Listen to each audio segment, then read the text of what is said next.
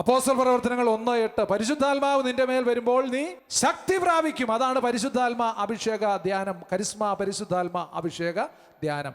പരിശുദ്ധാത്മാവ് നിന്റെ മേൽ വരുമ്പോൾ നീ ശക്തി പ്രാപിക്കും എന്നാണ് വചനം പറയുന്നത്. ഇനിയും ഈ ശുശ്രൂഷ ആരംഭിച്ചപ്പോൾ നമ്മൾ തിന്മയുടെ ശക്തികളെ എല്ലാം ബഹിഷ്കരിച്ച് ബന്ധിച്ച് പ്രാർത്ഥിച്ചു. അങ്ങനെ ആവശ്യമുണ്ടോ? ആവശ്യമുണ്ടോ? ഉണ്ട്. വചനം പറയുന്നത് അങ്ങനെയാണ്. 1 യോഹന്നാൻ 2:27 പറയുന്നു, എൻ്റെ അഭിഷേകത്തെ മാനിക്കുന്നവനെ ഞാൻ മാനിക്കും എന്ന് പറഞ്ഞാൽ സഭ എന്ന് പറയുന്നത് ആചാരങ്ങളുടെയും പാരമ്പര്യങ്ങളുടെയും മാത്രം തുകയല്ല, അത് ഒരുവന്റെ ജീവിത ശൈലി കൂടിയാണ്. Praise the Lord, hallelujah. സഭ എന്ന് പറയുന്നത് ആചാരങ്ങളുടെയും പാരമ്പര്യങ്ങളുടെയും തുക മാത്രമല്ല, അതൊരുവന്റെ ജീവിത ശൈലി കൂടിയാണ്. അതുകൊണ്ട് വചനത്തെ മാനിക്കുന്നവനെ കർത്താവ് മാനിക്കും എന്ന് പറഞ്ഞാൽ വചനത്തെ മാനിക്കാത്തവനെ കർത്താവ് മാനിക്കത്തില്ല.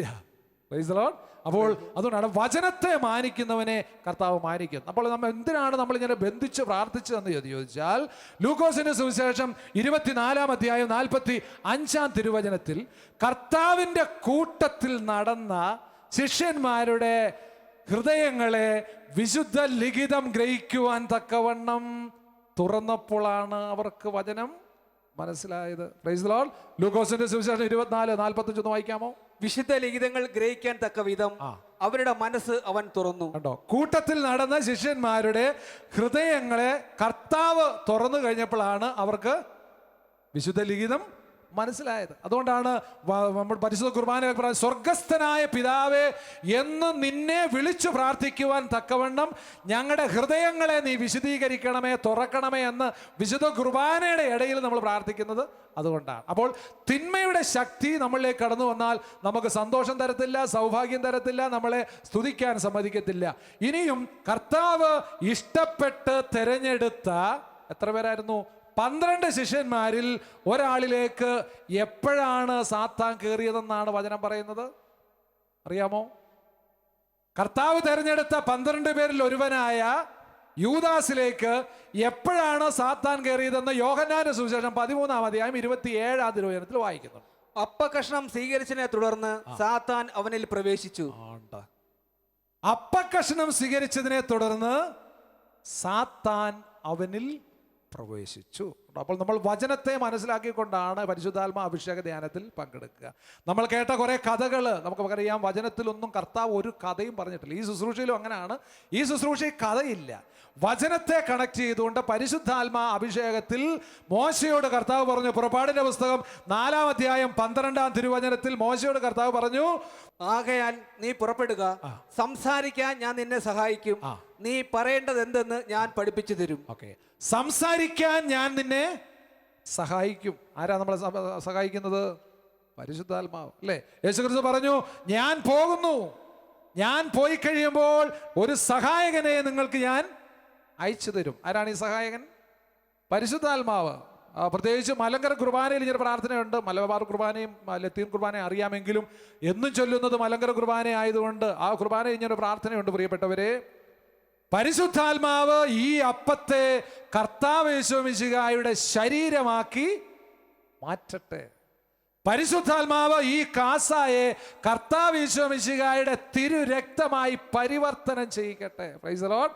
അപ്പോൾ ഇന്ന് നമ്മളെ സഭയെ വിശുദ്ധ കുർബാനയാക്കി മാറ്റുന്ന ഈ പരിശുദ്ധാത്മാവാണ്. അതുകൊണ്ടാണ് യേശു പറയുന്നത്, ഞാൻ പോകുന്നു, ഞാൻ പോയി കഴിയുമ്പോൾ മറ്റൊരു സഹായകനായ പരിശുദ്ധാത്മാവിനെ നിങ്ങൾക്ക് ഞാൻ അയച്ചു തരും, സ്വർഗത്തിൽ നിന്ന് ഞാൻ അയച്ചു തരും. അപ്പോൾ യേശു പറഞ്ഞു, ഞാനും പിതാവും രണ്ടാണോ? ഒന്നാകുന്നു, എന്നിലൂടെ അല്ലാതെ ആരും പിതാവിന്റെ അടുക്കിലേക്ക് പോകുന്നില്ല. അപ്പോൾ ഞാൻ പോയി കഴിയുമ്പോൾ മറ്റൊരു സഹായകനെ, യോഹന്നാന്റെ സുവിശേഷം 14-ാം അധ്യായം 26-ാം തിരുവചനങ്ങളാണ്. അപ്പോൾ നിത്യജീവനെ കുറിച്ച് നമുക്ക് പഠിപ്പിച്ചു തരുന്ന ആരാണ്? പരിശുദ്ധാത്മാവ്. യോഹന്നാന്റെ സുവിശേഷം 14:26 ഒന്ന് വായിച്ചേ.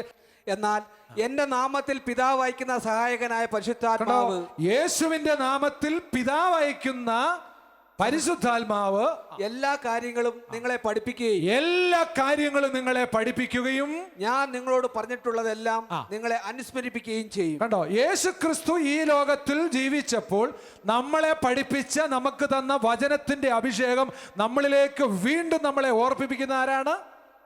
പരിശുദ്ധാത്മാവാണ്. അതുകൊണ്ടാണ് യോഹന്നാന്റെ സുവിശേഷം 7-ാം അധ്യായം 14-ാം തിരുവചനത്തിൽ ഫരിസേയര് അല്ലെ മറ്റു നിയമജ്ഞര് സദൂക്ക് അവരെല്ലാം പറയുന്നുണ്ട്, ഒന്നും പഠിച്ചിട്ടില്ലാത്തവനായിരിക്കെ ഇവന് ഈ അറിവെല്ലാം എവിടെ നിന്ന്? വായിക്കാമോ? യോഹന്നാൻ സുവിശേഷം ഒന്നും പഠിച്ചിട്ടില്ലാതിരിക്കെ ഇവന് ഇത്ര അറിവ് എവിടെ നിന്ന് കിട്ടി എന്ന് പറഞ്ഞ് യഹൂദർ വിസ്മയിച്ചു. യഹൂദർ വിസ്മയിക്കുകയാണ്. ഒന്നും പഠിച്ചിട്ടില്ലാതിരിക്കെ ഈ അറിവെല്ലാം യേശു ക്രിസ്തുവിന് എവിടെ നിന്നാണ് കിട്ടിയത്? പരിശുദ്ധാത്മാവിൽ നിന്നാണ്. എങ്ങനെയാണ് യേശു ക്രിസ്തു ജന്മമെടുത്തത്? പരിശുദ്ധ അമ്മയുടെ ഉദരത്തിൽ, പരിശുദ്ധാത്മാവിലൂടെ അല്ലെ? ഗബ്രിയേൽ ദൂതനിലൂടെ. പരിശുദ്ധ അമ്മയ്ക്ക് പരിശുദ്ധാത്മാവ് ഇല്ലാഞ്ഞിട്ടല്ല. യോവാക്കിന്റെയും അന്നായുടെയും മകളായി ജീവിച്ച പരിശുദ്ധ അമ്മയ്ക്ക് പരിശുദ്ധാത്മാവ് ഇല്ലാഞ്ഞിട്ടല്ല. വീണ്ടും സ്വർഗത്തിൽ നിന്ന് ഒരു പരിശുദ്ധാത്മാ അഭിഷേകം കൂടി ഗബ്രിയേൽ ദൂതനിലൂടെ പരിശുദ്ധ അമ്മയിലേക്ക് സ്വർഗം അയച്ചു കൊടുക്കുകയാണ്. ദൈവത്തിന് അസാധ്യമായിട്ടൊന്നുമില്ല. പരിശുദ്ധാത്മാവ് നിന്റെ മേൽ വരും, അത്യുന്നതന്റെ ശക്തി നിന്റെ മേൽ ആവസിക്കും. അങ്ങനെ ജനിക്കാൻ പോകുന്ന ശിശു ആരെന്ന് വിളിക്കപ്പെടും? പരിശുദ്ധനെന്ന് വിളിക്കപ്പെടും. പ്രിയപ്പെട്ടവരെ, തിരിച്ചറിയുക, വിശ്വാസം ഏറ്റുപറയുന്നതിന് മുമ്പ് പരിശുദ്ധ അമ്മ ഏറ്റുപറഞ്ഞ അവിശ്വാസം ഇതായിരുന്നു: ഇതെങ്ങനെ സംഭവിക്കും?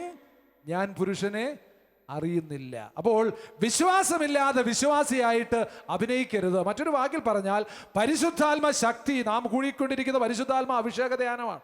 പരിശുദ്ധാത്മ ശക്തി നമ്മളിലേക്ക് വരുമ്പോൾ മാത്രമേ നമ്മുടെ അറിവ് എന്തായിട്ട് മാറുന്നുള്ളൂ? തിരിച്ചറിവായിട്ട് മാറുന്നുള്ളൂ.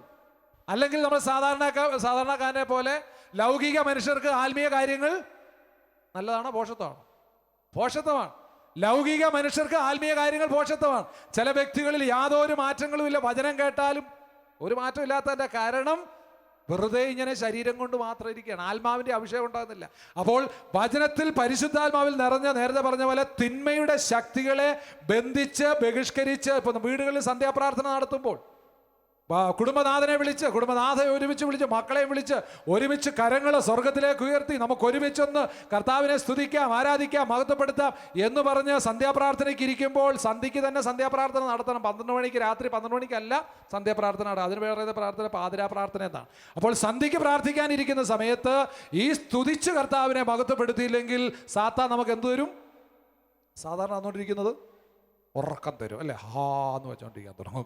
അപ്പോൾ കർത്താവിനെ വിളിച്ച് പരിശുദ്ധാത്മാവിൽ സ്തുതിച്ച് സന്തോഷത്തോടെ കർത്താവിനെ മഹത്വപ്പെടുത്തുമ്പോൾ നമുക്ക് ഉറങ്ങാൻ പറ്റത്തില്ല. ഞാൻ ഇന്ന് ഇവിടെ ശുശ്രൂഷയ്ക്ക് വന്ന അവസരത്തിൽ എന്നോട് ചോദിച്ചു, അച്ഛാ പകൽ ഇച്ചിരി നേരം ഉറങ്ങണ്ടേ? ഞാൻ പറഞ്ഞു, 20 വർഷമായി പൗരോഹിത്യ ജീവിതത്തിൽ പകൽ ഉറങ്ങാഞ്ഞിട്ട് എൻ്റെ ശുശ്രൂഷ എങ്ങും എത്തിക്കാൻ പറ്റിയിട്ടില്ല. അപ്പോൾ ഇന്ന് വരെ പകല് ഉറങ്ങാൻ പറ്റിയിട്ടില്ല, ഉറങ്ങാൻ ആഗ്രഹിക്കുന്നില്ല. പ്രിയപ്പെട്ടവരെ, ഉറങ്ങാൻ ദൈവം നമുക്ക് തന്നിട്ടുള്ളത് രാത്രിയാണ്. പകൽ കിടന്ന് ഉറങ്ങി മടിയനായിട്ട് മന്ദബുദ്ധിയായിട്ട് മാറാനുള്ളതല്ല. പകൽ ഉറങ്ങുന്നവരെ ഞാൻ കുറ്റപ്പെടുത്തുന്നില്ല, ആരെയും കുറ്റപ്പെടുത്താൻ വചനം പറയുന്നില്ല. എന്നാൽ കർത്താവിന് വേണ്ടി അധ്വാനിക്കാൻ, ലോകത്തിൽ മുഴുവൻ കർത്താവിൻ്റെ സുവിശേഷം കൊടുക്കാൻ ദൈവം നമ്മളെ നിയോഗിച്ചയച്ചിട്ട് പകലും രാത്രിയും കിടന്ന് ഉറങ്ങുന്ന ഒരു വ്യക്തിയാണെങ്കിൽ, ഹൃദയം മന്ദീഭവിച്ചവരെ നിങ്ങളെ ഞാൻ എന്തിനോട് ഉപമിക്കുമെന്ന് കർത്താവ് നിങ്ങളോടും എന്നോടും ചോദിക്കും. ഈ ചോദ്യത്തിന് മുൻപിൽ നമ്മൾ മുട്ടുമടക്കേണ്ടതായിട്ട് വരും. അപ്പോൾ പരിശുദ്ധാത്മ അഭിഷേക നിറവുള്ള ഒരു വ്യക്തി, പരിശുദ്ധ അമ്മയ്ക്ക് വീണ്ടും തിമോഥെയോസിന് എഴുതിയ 2-ാം ലേഖനം അതിൻ്റെ 1-ാം അധ്യായം 6-ാം തിരുവചനത്തിൽ ഈ പരിശുദ്ധ അമ്മയ്ക്ക് മാത്രമല്ല നമ്മൾക്ക് ഓരോരുത്തരും തരുന്ന അഭിഷേകത്തെ കുറിച്ച് പറയുന്നുണ്ട്. 2 തിമോഥെയോസ് 1:6, എന്റെ കൈവെപ്പിലൂടെ നിനക്ക് ലഭിച്ച ദൈവിക വരം വീണ്ടും ഉജ്ജ്വലിപ്പിക്കണമെന്ന് ഞാൻ നിന്നെ അനുസ്മരിപ്പിക്കുന്നു. അപ്പോൾ എന്റെ കൈവെപ്പിലൂടെ നിങ്ങൾക്ക് ലഭിച്ച പരിശുദ്ധാത്മ അഭിഷേകത്തെ വീണ്ടും ഉജ്ജ്വലിപ്പിക്കണമെന്ന് ഞാൻ നിങ്ങളെ അവരിവിടെ സംഭവിക്കുന്ന ഇതാണ്. പരിശുദ്ധാത്മ അഭിഷേകം, അല്ല പരിശുദ്ധാത്മാവ് നമ്മളിൽ ഓരോരുത്തരിലും ഉണ്ടോ ഇല്ലയോ? ഉണ്ട്. കൂദാശകളിലൂടെ, മാമോദീസായിലൂടെ, സഭയിലൂടെ നൽകപ്പെട്ട ഈശോമിശിഹ സ്ഥാപിച്ച കൂദാശകളിലൂടെ, മാമോദീസ, സ്ഥൈര്യലേപനം, പൗരോഹിത്യം, വിവാഹ, കൂദാശ, ഇതിലൂടെ എല്ലാം പരിശുദ്ധാത്മ അഭിഷേകം നമ്മളിലുണ്ട്. എന്നാൽ ഇത് പലപ്പോഴും എന്താണ്? കനല് മൂടി കിടക്കുക. മത്തായിയുടെ സുവിശേഷം 13-ാം അധ്യായം 58-ാം തിരുവചനത്തിൽ പറയുന്നുണ്ട്, അവരുടെ അവിശ്വാസം നിമിത്തം അവിടെ അധികം അത്ഭുതമൊന്നും ചെയ്യാൻ കർത്താവിന് കഴിഞ്ഞില്ല. നിങ്ങളും ഞാനും ഏത് ജാതിയിലോ മതത്തിലോ ആയിരുന്നു കൊള്ളട്ടെ, ഈ കർത്താവാണ് ലോകരക്ഷകനെന്നും ഈ കർത്താവാണ് രോഗികളെ തൊട്ടു സുഖപ്പെടുത്തിയ നേതാവെന്നും ഹൃദയത്തിൽ ശങ്കിക്കാതെ പറഞ്ഞാൽ അവിടെ അഭിഷേകവും അടയാളവും നടന്നിരിക്കും. വായിച്ചു. അവരുടെ അവിശ്വാസ നിമിത്തം അവൻ അവിടെ അധികം അത്ഭുതങ്ങൾ പ്രവർത്തിച്ചില്ല. അവരുടെ അവിശ്വാസം നിമിത്തം അവൻ അധികം അത്ഭുതമൊന്നും അവിടെ പ്രവർത്തിച്ചില്ല. Praise the Lord. പ്രിയപ്പെട്ടവരെ, അപ്പോൾ നിങ്ങൾ വിചാരിക്കും ഞങ്ങൾക്ക് വിശ്വാസം ഇല്ലാത്ത ആൾക്കാരാണോ? നമ്മൾ പറയും എനിക്ക് നല്ല വിശ്വാസമാണ്. പ്രിയപ്പെട്ടവരെ, ഞാൻ അതിനെ മനസ്സിലാക്കുക, കർത്താവിന് നമ്മളെ വിശ്വസിക്കാൻ പറ്റുമോ? Praise the Lord. Hallelujah. Hallelujah. കർത്താവിനെ നമ്മളെ വിശ്വസിക്കാൻ പറ്റുമോ? ഒരു ചേച്ചി നന്നായിട്ട് ചിരിക്കുന്നു, എന്നെ വിശ്വസിക്കാൻ പറ്റുകയില്ല അച്ഛാ എന്നുള്ള ചിരിയാന്ന് തോന്നുന്നു എന്ന് പറഞ്ഞാൽ അവിടെയാണ് നമ്മൾ ഉത്തരം പറയേണ്ടത്. നമ്മൾ പറയും ഞങ്ങൾ മൂത്ത ഇന്ന സഭയിലെ ആൾക്കാരാണ്, അല്ലെങ്കിൽ ഞങ്ങളുടെ കുടുംബത്തിലുള്ള മെത്രാന്മാർ ഞങ്ങൾക്കുണ്ട്, അച്ഛന്മാർ ഞങ്ങൾക്കുണ്ട്, ധ്യാന ഗുരുക്കന്മാർ ഞങ്ങൾക്കുണ്ട്, പരിശുദ്ധാത്മ അഭിഷേകമുള്ള ഒത്തിരി പേര് ഞങ്ങളുണ്ട്, ഞങ്ങളുടെ വീട്ടിൽ കൗൺസിലിംഗ് നടത്തുന്നവരുണ്ട്. പക്ഷേ പ്രിയപ്പെട്ടവരെ, ഞാൻ നേരത്തെ സൂചിപ്പിച്ചതുപോലെ കർത്താവിന് നമ്മളെ വിശ്വസിച്ച് ഒരു സ്ഥലത്തേക്ക് പുരോഹിതൻ എന്ന നിലയ്ക്ക് എന്നെ എവിടെയും അയക്കാൻ കർത്താവിന് സാധിക്കുമോ? നിങ്ങളൊരു കുടുംബനാഥ അല്ലെങ്കിൽ കുടുംബനാഥൻ എന്നുള്ള സ്ഥിതിക്ക് ഒരു ജോലിയിലേക്ക് അല്ലെങ്കിൽ ഒരു സ്ഥലത്തേക്ക് കർത്താവിൻ്റെ വചനത്തെ പറയാൻ കർത്താവിന് അയക്കാൻ പറ്റുന്ന അപ്പോസ്തലന്മാരായി, കർത്താവിന് അയക്കാൻ പറ്റുന്ന ശിഷ്യന്മാരായി ഞാനും നിങ്ങളും തീർന്നിട്ടുണ്ടോ എന്ന് കർത്താവിന് നമ്മളെ വിശ്വസിക്കാൻ പറ്റുമ്പോഴാണ് നമ്മൾ യഥാർത്ഥ വിശ്വാസികളായി തീരുന്നത്. Praise the Lord. ഹല്ലേലൂയ. അപ്പോൾ നമുക്ക് വിശ്വാസമുണ്ട്, പക്ഷേ നമ്മളെ കർത്താവിനെ വിശ്വസിക്കാനായിട്ട് പറ്റുമോ? നേരത്തെ ഞാൻ പറഞ്ഞു വെച്ചു, പരിശുദ്ധാത്മ അഭിഷേകത്തിൽ ഒരു വ്യക്തി നിറഞ്ഞു കഴിയുമ്പോൾ അവരുടെ അറിവ് തിരിച്ചറിവായിട്ട് മാറുന്നു. അവരുടെ കാഴ്ച, സാധാരണ കാഴ്ച എന്തായിട്ട് മാറണം? ഉൾക്കാഴ്ചയായിട്ട് മാറണം. അവരുടെ വിവരം എന്തായിട്ട് മാറണം? വരമായിട്ട് മാറണം. അല്ലെങ്കിൽ ലോകത്തുള്ള മറ്റു മനുഷ്യരിൽ നമ്മൾ വ്യത്യസ്തരല്ല. പരിശുദ്ധാത്മ അഭിഷേകം ലഭിച്ചിട്ടുള്ള ഒരു വ്യക്തിക്ക് ഇതുപോലുള്ള തിരിച്ചറിവുണ്ടാകണം, ഉൾക്കാഴ്ചയുണ്ടാകണം. പരിശുദ്ധാത്മ നിറവ്, വിവരമെല്ലാം വരമായിട്ട് മാറണം. Praise the Lord. ഹല്ലേലൂയ. പ്രിയപ്പെട്ടവരെ, അപ്പോൾ പരിശുദ്ധാത്മ അഭിഷേകത്തിൽ നമ്മൾ നിറയണമെങ്കിൽ എന്തുണ്ടാകണം നമുക്ക്? പരിശുദ്ധാത്മാവിന്റെ ഫലങ്ങൾ എന്തൊക്കെയാണ്? ഗലാത്യർക്ക് എഴുതിയ ലേഖനം 5-ാം അധ്യായം അതിൻ്റെ 22 മുതലുള്ള തിരുവചനങ്ങളിൽ പരിശുദ്ധാത്മാവിൻ്റെ ഫലങ്ങൾ, ദാനങ്ങളെ കുറിച്ച് പറയുന്നുണ്ട്. നമ്മളിൽ ഈ പരിശുദ്ധാത്മാവിന്റെ അടയാളങ്ങൾ നമ്മൾ വചനം കേട്ട് തിരിച്ചു ചെല്ലുമ്പോൾ ആ വ്യക്തികൾ നമ്മളെ കണ്ട് മനസ്സിലാക്കണം. വായിച്ചോ, പരിശുദ്ധാത്മാവിന്റെ ഫലങ്ങൾ എന്തൊക്കെയാണ്? സ്നേഹം.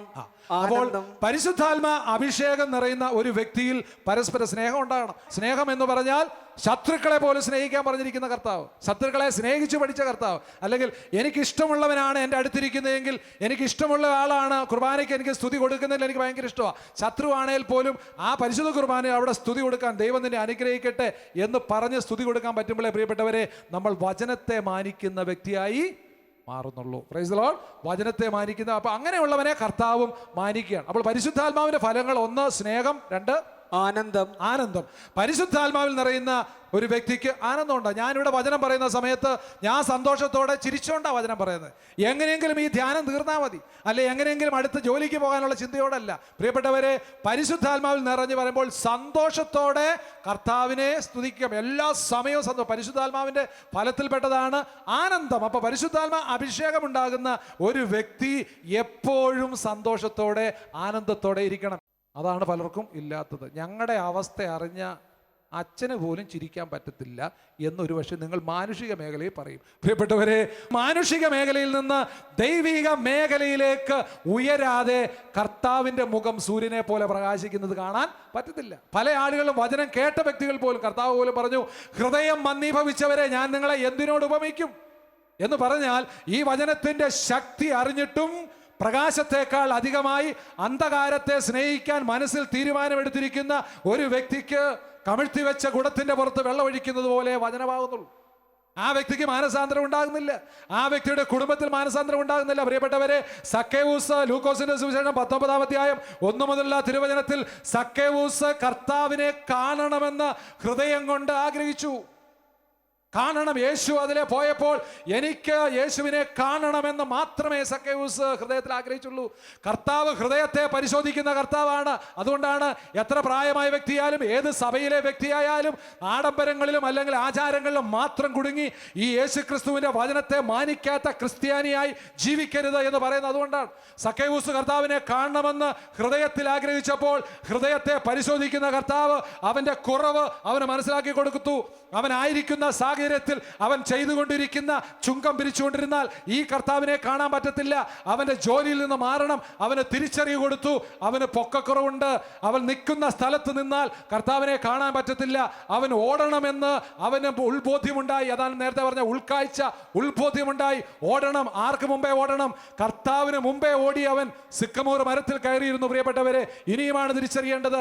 ഇവൻ ഓടിയ സിക്കമൂർ മരത്തിന്റെ ചുവട്ടിലൂടെ തന്നെ കർത്താവ് കടന്നു ചെല്ലുകയാണ്. ഹൃദയത്തെ പരിശോധിക്കുന്ന കർത്താവ്. പ്രിയപ്പെട്ടവരെ, ഈ അടയാളങ്ങൾ, അഭിഷേകങ്ങൾ നമ്മളിലേക്ക് തരും. ഈ കഴിഞ്ഞ ദിവസം ഒരു സുഹൃത്ത് 10 വർഷമായിട്ട് തളർന്നു കിടക്കുകയാണ്. ആ നാട്ടിലുള്ള ആളുകൾ ദിവസങ്ങളായിട്ട് പറഞ്ഞു, അച്ഛനൊന്ന് വന്ന് പ്രാർത്ഥിച്ച്. പ്രിയപ്പെട്ടവരെ, ഞാനും 2-3 പേരും കൂടെ അദ്ദേഹത്തെ പ്രാർത്ഥിക്കാനായിട്ട് പോയി.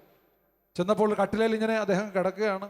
ഇടയ്ക്ക് ഇങ്ങനെ ചാടി എഴുന്നേക്കും, ഒരു സാരി ഇങ്ങനെ കമ്പിയെ കെട്ടി തൂക്കിയിട്ടുണ്ട്. ഇങ്ങനെ ഇതേ പിടിക്കും, എഴുന്നേക്കും, അതേപടി കിടക്കും. ഒരു വശം മുഴുവൻ തളർന്നു പോയി. പെട്ടെന്ന് BP കൂടി അങ്ങനെ വന്നിട്ടുള്ളതാണ്. പ്രിയപ്പെട്ടവരെ, മത്തായിയുടെ സുവിശേഷം 10-ാം അധ്യായം അതിൻ്റെ 1-ാം തിരുവചനത്തിൽ രോഗത്തിൽ നിന്ന്, വ്യാധിയിൽ നിന്ന്, ബാധയിൽ നിന്ന് കർത്താവ് വ്യക്തികളെ വിടുവിക്കുന്നതായി കാണുന്നു. അവൻ തന്റെ 12 ശിഷ്യന്മാരെ വിളിച്ച് അശുദ്ധാത്മാക്കളെ ബഹിഷ്കരിക്കാനും എല്ലാ രോഗങ്ങളും വ്യാധികളും സുഖപ്പെടുത്താനും അവർക്ക് അധികാരം നൽകി.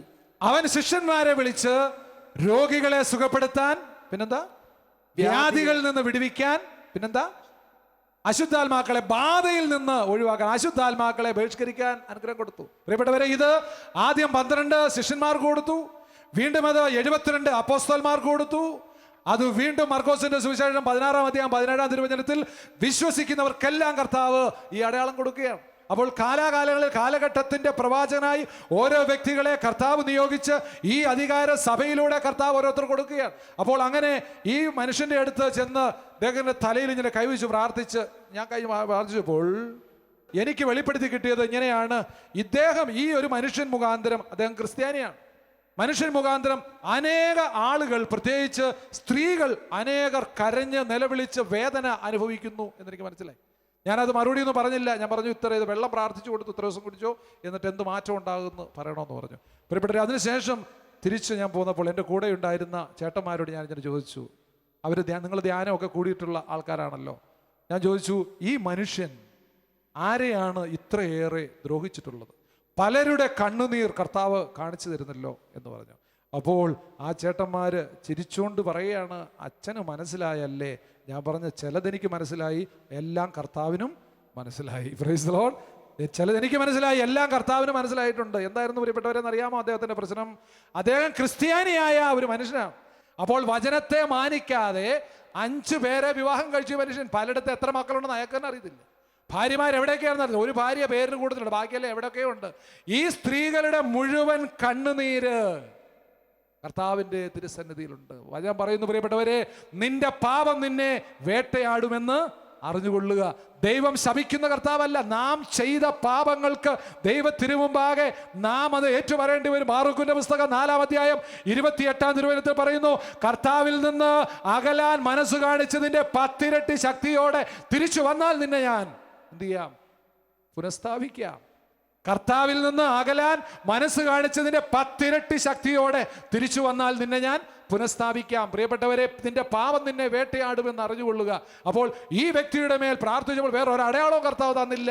ഇദ്ദേഹം മൂലം അനേക ആളുകൾ നെടുവീർപ്പെടുന്നു. പ്രിയപ്പെട്ടവരെ, അപ്പോൾ രോഗം, വ്യാധി, ബാധ ഇങ്ങനെയുള്ള മേഖലകളിൽ കർത്താവ് വെളിപ്പെടുത്തി തരുമ്പോൾ അതിൻ്റെ തിരിച്ചറിവ് നമുക്കുണ്ടായി. പരിശുദ്ധാത്മാവേ എന്നിൽ ഇടപെടണമേ എന്ന് പറഞ്ഞ് പ്രാർത്ഥിക്കാൻ പരിശുദ്ധ അമ്മ പരിശുദ്ധാത്മാവിൽ നിറഞ്ഞ്, ഇതാ ഞാൻ കർത്താവിൻ്റെ ദാസി, നിന്റെ വചനം എന്നിൽ നിറവേറട്ടെ എന്ന് പറഞ്ഞ തിടുക്കത്തിൽ എലിസബത്തിന്റെ അടുത്തേക്ക് ഏതാണ്ട് 100-105 മൈൽ അകലെ എലിസബത്തിന്റെ ഭവനത്തിൽ ചെന്നപ്പോൾ എലിസബത്തിൽ എന്തടയാളമുണ്ടായി? എലിസബത്ത് പരിശുദ്ധാത്മാവിൽ നിറഞ്ഞു എന്ന് മാത്രമല്ല, എലിസബത്തിന്റെ ഉദരത്തിൽ കിടന്ന ശിശു സങ്കടം കൊണ്ടാണോ കുതിച്ചുചാടിയത്? അല്ല, സന്തോഷം കൊണ്ട് കുതിച്ചുചാടി. എന്തായിരുന്നു നേരത്തെ വായിച്ച പരിശുദ്ധാത്മാവിന്റെ ഫലങ്ങൾ? എന്തൊക്കെയായിരുന്നു? ആനന്ദം. കണ്ടോ? പരിശുദ്ധാത്മാ അഭിഷേകത്തിൽ നിറഞ്ഞ പരിശുദ്ധ അമ്മ പരിശുദ്ധാത്മാവിൽ 100-105 മൈൽ അങ്ങോട്ട് ഓടുകയാണ്. എന്നാൽ എനിക്ക് പരിശുദ്ധാത്മാ അഭിഷേകമുണ്ട്, എല്ലാവരും ഇങ്ങോട്ട് വരട്ടെ എന്നല്ല ചിന്തിച്ചത്, അങ്ങോട്ടേക്ക് ഓടുകയാണ്. എലിസബത്തിന്റെ ഭവനത്തിലേക്ക് അങ്ങോട്ട് ചെന്നപ്പോൾ എലിസബത്തിന്റെ ഉദരത്തിൽ കിടന്ന ശിശു പോലും സന്തോഷം കൊണ്ട് കുതിച്ചു ചാടുകയാണ്. അതിനുശേഷമാണ് പരിശുദ്ധ അമ്മ സ്തോത്രഗീതം ആലപിക്കുന്നതായി വചനത്തിൽ നാം മനസ്സിലാക്കുന്നത്. Praise the Lord. പ്രിയപ്പെട്ടവരെ, അതുകൊണ്ടാണ് ഈ ലോകത്തിൽ വ്യാപരിക്കുന്ന ലൗകിക മനുഷ്യർക്ക് ആത്മീയ കാര്യങ്ങൾ ഭോഷത്വമാണെന്ന് പറയാൻ കാരണം, ഈ ലോകത്തിൻ്റെ ഗതികൾക്കനുസരിച്ച്, ഈ ലോകത്തിൻ്റെ ചിന്തകൾക്കനുസരിച്ച് ജീവിക്കുന്ന ഒരു വ്യക്തി ഹല്ലേലൂയായും പറയത്തില്ല, സ്തോത്രവും പറയത്തില്ല, പ്രൈസ് ലോർഡും പറയത്തില്ല. യുവാവേ, നിന്റെ യൗവനത്തിൽ കർത്താവിനെ സ്തുതിക്കുക. അപ്പോൾ യൗവനത്തിൽ ഒരു വ്യക്തിക്കുണ്ടാകാവുന്ന വലിയ ആരോഗ്യ ശക്തി എടുത്ത് ഹല്ലേലൂയ പറയണം. നമ്മളിൽ പലർക്കും സംഭവിക്കുന്നു ഉച്ച സ്വരത്തിൽ ആത്മാവിൽ നിറഞ്ഞ പ്രൈസ് ദി ലോർഡ്, ഹല്ലേലൂയ, ദൈവം നിന്നെ അനുഗ്രഹിക്കട്ടെ, പകുതി അനുഗ്രഹിക്കട്ടെ എന്ന് പറയരുത്. മലയാളത്തിൽ വേണ്ടണം എന്നൊരു വാക്ക് ഉണ്ടോ? ഇല്ല. ഒന്നുകിൽ വേണം അല്ലെങ്കിൽ വേണ്ട. യെസ് ഓർ നോ, ഇതേ ഉള്ളൂ. വേണ്ടണമെന്നൊരു വാക്കില്ല. ചില ആളുകൾ നന്നാകുമോ ഇല്ലയോ പോയി നോക്കാം, ധ്യാനത്തിൽ പോയാൽ രക്ഷപ്പെടുകയോ പോയി നോക്കാം, ഒന്നും കിട്ടത്തില്ല. വചനമനുസരിച്ച് അങ്ങനെയാണ്. സംശയാലുക്കൾക്കും ചഞ്ചല ഹൃദയർക്കും കർത്താവിൽ നിന്ന് എന്തെങ്കിലും കിട്ടുമെന്ന് പ്രതീക്ഷിക്കരുത് എന്നല്ല വചനം പറയുന്നത്, ലഭിക്കുമെന്ന് കരുതുകയേ ചെയ്യരുത്. യാക്കോബിന്റെ ലേഖനം 1-ാം അധ്യായം 7-ാം തിരുവചനം. സംശയ മനസ്കൻ ചഞ്ചല പ്രകൃതിയ ഒരുവന് കർത്താവിൽ നിന്ന് എന്തെങ്കിലും ലഭിക്കുമെന്ന് കരുതുകയേ ചെയ്യരുത് എന്നാണ് പറയുന്നത്. പ്രിയപ്പെട്ടവരെ, അപ്പോൾ പരിശുദ്ധാത്മാവിൽ നിറഞ്ഞ വ്യക്തിക്ക് മാത്രമേ സ്തുതിക്കാൻ പറ്റത്തുള്ളൂ. അതുകൊണ്ടാണ് പരിശുദ്ധ അമ്മ പരിശുദ്ധാത്മാവിൽ നിറഞ്ഞ് എലിസബത്തിന്റെ ഭവനത്തിൽ ചെന്നപ്പോൾ അവിടെ അടയാളമുണ്ടായി. അതിനുശേഷം പരിശുദ്ധ അമ്മ സ്തുതിക്കുന്നു. എന്താണ്? ശരീരത്തെക്കുറിച്ചാണോ? അല്ല, എൻ്റെ ആത്മാവ് കർത്താവിനെ മഹത്വപ്പെടുത്തുന്നു. എൻ്റെ ചിത്തം, എൻ്റെ മനസ്സ് ആരിൽ ആനന്ദിക്കുന്നു? എൻ്റെ രക്ഷകനായ ദൈവത്തിൽ ആനന്ദിക്കുന്നു. ഇത് ആത്മാവ് വെളിപ്പെടുത്തി കൊടുത്തതാണ്. സാധാരണ മനുഷ്യർക്ക് ഇങ്ങനെ പറയാൻ പറ്റത്തില്ല. പ്രിയപ്പെട്ടവരെ, അപ്പോൾ പരിശുദ്ധാത്മാ നിറവുണ്ടാകുന്ന സമയത്ത് നമ്മുടെ കാഴ്ചകൾ ഉൾക്കാഴ്ചകളായിട്ട് മാറി ശ്വാസം പോയാലും വിശ്വാസം നഷ്ടപ്പെടുത്താതെ ദൈവവിചാരം ഏകവിചാരമായി മാറ്റിക്കൊണ്ട് നിമിഷ സുഖത്തിന് വേണ്ടി നിത്യസുഖം കളഞ്ഞു കുളിക്കാതെ ഓരോ നിമിഷവും പരിശുദ്ധാത്മാവിൽ നിറഞ്ഞ് ഹല്ലേലൂയ ആനന്ദത്തോടെ പറയാൻ പറ്റുന്ന വ്യക്തികളായി നമ്മൾ മാറണം. അപ്പോൾ പരിശുദ്ധാത്മാവിൽ നിറഞ്ഞ് നമ്മൾ സ്തോത്ര ഗീതം ആലപിക്കുമ്പോൾ, ആത്മാവിൽ മഹത്വപ്പെടുത്തുമ്പോൾ എന്തൊക്കെ അവാർഡാണെന്ന് വായിച്ചു. പൂർണ്ണ ഹൃദയത്തോടെ കർത്താവിനെ സ്തുതിക്കുക, ഇസ്രായേലെ ആർപ്പ് വിളിക്കുക. ആർപ്പ് വിളിക്കുക. ഞാൻ നേരത്തെ പറഞ്ഞ പോലെ അഞ്ഞ അങ്ങനല്ല ഹല്ലേലൂയ പറഞ്ഞ, ആർപ്പ് വിളിച്ചോണ്ട് ഹല്ലേലൂയ എന്ന് പറയണം. കാരണം നമ്മുടെ ശരീരവും മനസ്സും എല്ലാം ദൈവത്തിൻ്റെയാണ്.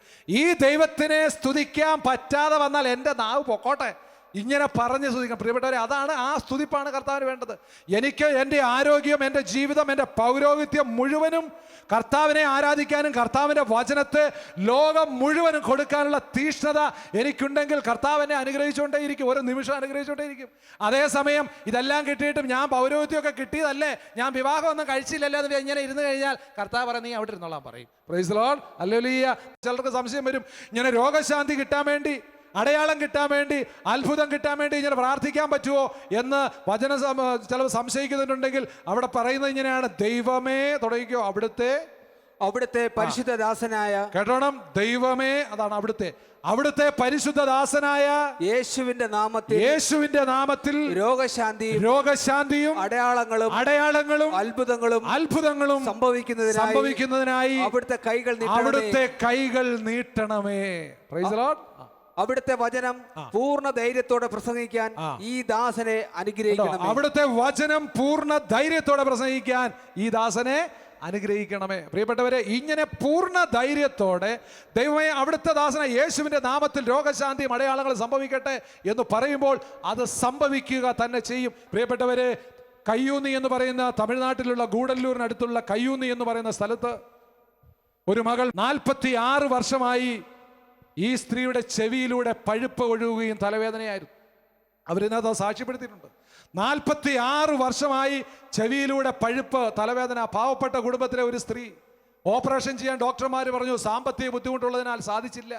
അപ്പോൾ ഈ സ്ത്രീ പള്ളിയിലേക്ക് വരുമ്പോൾ ഈ ചെവിയിലെ പഴുപ്പിന്റെ നാറ്റം കാരണം വിശ്വാസികൾക്ക് പള്ളിയിൽ നിൽക്കാൻ പറ്റുന്നില്ല. പിന്നെ പാവപ്പെട്ട ചേച്ചി ആയതുകൊണ്ട് ആളുകൾ അതൊന്നും മൈൻഡ് ചെയ്തില്ല. അപ്പോൾ പ്രിയപ്പെട്ടവരെ, അവിടെ കരിസ്മ പരിശുദ്ധാത്മ അഭിഷേക ധ്യാനത്തിന്റെ സമയത്ത് ആ ചേച്ചി രേഖപ്പെടുത്തി സാക്ഷ്യം തന്നിട്ടുണ്ട്. അവിടുത്തെ വികാരിയച്ഛൻ എന്നെ കൊണ്ടു തന്നിട്ട് പറഞ്ഞു, അച്ഛാ ഈ സാക്ഷ്യം സത്യമാണ് എന്നതിന് ഞാൻ സാക്ഷി എന്ന് പറഞ്ഞു. കാരണം ഞങ്ങൾ കണ്ടറിയുന്ന ഒരു കാര്യമാണെന്ന് പറഞ്ഞു. 46 വർഷമായി ചെവിയിലൂടെ പഴുപ്പെടുന്നു. 3 ദിവസത്തെ നമ്മുടെ കരിസ്മാ ധ്യാനത്തിലൂടെ, നമ്മുടെ കരിസ്മാ ധ്യാനത്തിൻ്റെ പ്രധാനപ്പെട്ട ഒരു ശുശ്രൂഷയാണ് വിശുദ്ധ ആരാധന. എഴുന്നള്ളിച്ചു വെച്ച് തലയിൽ കൈവച്ച് പ്രാർത്ഥിക്കുന്ന സമയത്ത് അനേകരിൽ നിന്ന് രോഗങ്ങൾ വിട്ടുപോകുന്നു. പ്രിയപ്പെട്ടവരെ, ആ സഹോദരി എഴുതിയിരിക്കുന്നത്, ആരാധനയുടെ സമയത്ത് പുരോഹിതൻ തലയിൽ കൈവച്ച് പ്രാർത്ഥിക്കാൻ വന്ന അവസരത്തിൽ ഞാൻ ഹൃദയം നൊന്ത്, മനം നൊന്തെന്ന് എഴുതിയിരിക്കും, മനം നൊന്ത് ഞാൻ കർത്താവിനോട് അപേക്ഷിച്ചു. ആ സമയത്ത് എൻ്റെ ശരീരത്തിലൂടെ ഒരു മിന്നൽ പോലെ ഒന്ന് കടന്നു പോകുന്നതായി എനിക്ക് അനുഭവപ്പെട്ടു. ആ സമയത്ത് ഞാൻ എൻ്റെ ചെവിയിൽ ഇങ്ങനെ വെച്ച് നോക്കി, എൻ്റെ ചെവിയിൽ പഴുപ്പില്ല, ഒഴുകിക്കൊണ്ടിരുന്ന പഴുപ്പ് അവിടെ നിന്നു. Praise the Lord, hallelujah. തലവേദന അതിന് ശേഷം ഉണ്ടായിട്ടില്ല. 1.5 മാസം, ഈ ധ്യാനം കഴിഞ്ഞ 1.5 മാസത്തിന് ശേഷം ഈ സഹോദരി എഴുതിത്തുന്ന സാക്ഷ്യമാണ്. ഇങ്ങനെ അനേക സാക്ഷ്യങ്ങൾ, അനേക ധ്യാന കേന്ദ്രങ്ങൾ നടക്കുന്നു. ലോകം മുഴുവൻ ഇത് സംഭവിക്കട്ടെ. പ്രിയപ്പെട്ടവരെ, ഇന്നും ജീവിക്കുന്ന ഈ കർത്താവിനെ നമ്മൾ സ്തുതിച്ച് മഹത്വപ്പെടുത്തി ആരാധിക്കുമ്പോൾ നമ്മുടെ ശക്തിക്ക് അതീതമായ കൃപകൾ കൊണ്ട് ദാനങ്ങൾ കൊണ്ട് അവിടുന്ന് നമ്മളെ നിറയ്ക്കും എന്നറിയുക. അപ്പോൾ ഇതിന് നമുക്ക് വേണ്ടത് തിന്മയുടെ ശക്തികളെ വെറുത്ത് ഉപേക്ഷിക്കാൻ നമ്മൾ മനസ്സ് കാണിക്കുക എന്നുള്ളതാണ്. മറ്റൊരു ഭാഷയിൽ പറഞ്ഞാൽ മിത്രത്തിലെ ശത്രുവിനെ തിരിച്ചറിയണം, നല്ല കവറിലെ ചവറിനെ തിരിച്ചറിയണം. കർത്താവ് ചെയ്തതാണ്. ഇഷ്ടപ്പെട്ട് തെരഞ്ഞെടുത്ത 12 ശിഷ്യന്മാരിൽ ഒരുവനായ പത്രോസിന്റെ ചിന്ത മാനുഷിക മേഖലയിലേക്ക് തരം താണപ്പോ അവനെ വിളിച്ച പേരെന്തായിരുന്നു? സാത്താനെ ദൂരപ്പോ, നിന്റെ ചിന്ത ദൈവികമല്ലെന്നാ പറഞ്ഞേ. അതേസമയം പാപത്തെ വെറുത്ത പാപിയെ സ്നേഹിക്കുന്ന കർത്താവ് ഈ പത്രോസിനെയും കൂട്ടിക്കൊണ്ടാണ് രൂപാന്തരീകരണത്തിന്റെ മലയിലേക്ക് പോയത്. ഈ വ്യക്തിയിൽ മാറ്റമുണ്ടാകുന്നു. അപ്പോൾ മിത്രത്തിലെ ശത്രുവിനെ തിരിച്ചറിയണം. നമ്മുടെ കുടുംബത്തിൽ, നമ്മുടെ സമൂഹത്തിൽ, നമ്മുടെ സഭയിൽ ഒരു വ്യക്തി പരിശുദ്ധാത്മാവിൽ നിറഞ്ഞല്ല പ്രവർത്തിക്കുന്നതെങ്കിൽ ആ വ്യക്തിയോട് അത് പരിശുദ്ധാത്മ നിറവിൽ പറയാനായിട്ട് സാധിക്കണം. പള്ളിയിൽ കച്ചവടം നടത്തിയ ദേവാലയത്തെ കച്ചവടമാക്കി കണ്ടവനോട് ചാട്ടവാർ ഉണ്ടാക്കിയതേ ഉള്ളൂ, കർത്താവ് അടിച്ചില്ല, എടുത്തോണ്ട് പോകാൻ പറഞ്ഞു കർത്താവ്. പീലാത്തോസിന് മുൻപിൽ ഒന്നും മിണ്ടാത്തവനായി നിന്ന കർത്താവ് ദേവാലയത്തെക്കുറിച്ചുള്ള തീഷ്ണത കർത്താവിനെ ഞെരുക്കിക്കളഞ്ഞു. അപ്പോൾ പ്രിയപ്പെട്ടവരെ, ഈ തീഷ്ണതയിലാണ് നാം ഓരോരുത്തരും ജ്വലിക്കേണ്ടത്. അല്ലാതെ 60-70 വർഷം എങ്ങനെയെങ്കിലുമൊക്കെ ജീവിച്ചങ്ങ് തീർത്ത് ഈ ലോകത്തിന് അനുരൂപരായി ലൗകിക മനുഷ്യരായി ഈ ലോകത്തിന്റെ സുഖങ്ങൾ അനുഭവിച്ച് ജീവിക്കാനല്ല. സ്വർഗത്തിൽ നിന്ന്, പരിശുദ്ധാത്മാവിൽ നിന്ന് ദൈവിക ജീവൻ തന്ന് ദൈവം നമ്മളെ ഈ ലോകത്തിലേക്ക് അയച്ച് സ്വർഗത്തിന് വേണ്ടി അനേക ആത്മാക്കളെ നേടാൻ വേണ്ടി കർത്താവ് നമ്മളെ അയച്ചിരിക്കുന്നത്. ഈ നിറവ് നമ്മുടെ കുറവുകളെല്ലാം നിറവുകളാക്കി നമുക്ക് മാറ്റി അഭിഷേകത്താൽ നിറഞ്ഞ് ലോകം മുഴുവൻ ദൈവത്തിന്, സഭയ്ക്ക്, സമൂഹത്തിന്, നമ്മുടെ കുടുംബത്തിന് സാക്ഷികളായി തീരാൻ ദൈവം നമ്മെ അനുഗ്രഹിക്കട്ടെ.